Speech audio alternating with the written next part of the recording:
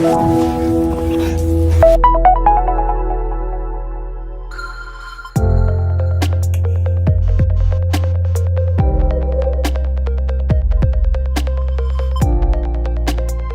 l'installation d'Odigo, on a pu remarquer une progression de ce taux de résolution de 20%. On avait énormément de mails en souffrance, on avait un taux de prise d'appel qui était déplorable.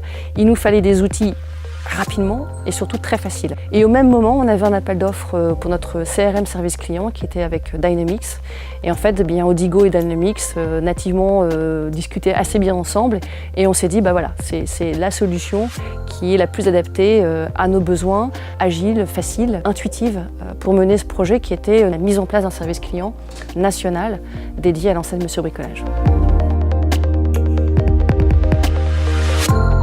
On utilise Odigo essentiellement pour la voix, notamment pour gérer les appels entrants et sortants. Quand il y a une hésitation ou un temps un peu de traitement un peu plus long, on passe tout de suite en rappel automatique. Quand on sent une hésitation dans le tunnel de paiement par exemple, automatiquement on lui propose un web callback. On a gagné énormément en autonomie, en connaissance aussi, connaissance des motifs d'appel, résolution. On a vraiment travaillé avec cet outil sur des process pour au final en fait, passer un peu moins de temps dans l'aspect management, mais plus pour nos équipes, d'être beaucoup plus tourné vers la satisfaction client grâce à des outils qui nous permettaient de gagner beaucoup de temps. Chez Monsieur Bricolage, on a 3 valeurs qui nous sont chères. La serviabilité, la première, la solidarité et puis la proximité.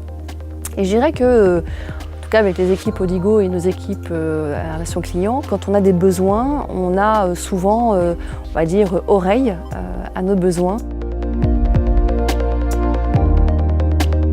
On a un objectif pour l'interne, c'est de dire comment on peut passer sur une téléphonie administrative en utilisant par exemple des outils comme Skype. On a d'autres challenges vis-à-vis de nos clients, c'est comment on développe de plus en plus le self-care. Continuer une nouvelle application qu'on n'a pas encore mis en place qui est le Call&Pay. Ça fait partie des projets qu'on a en tout cas dans un avenir très proche.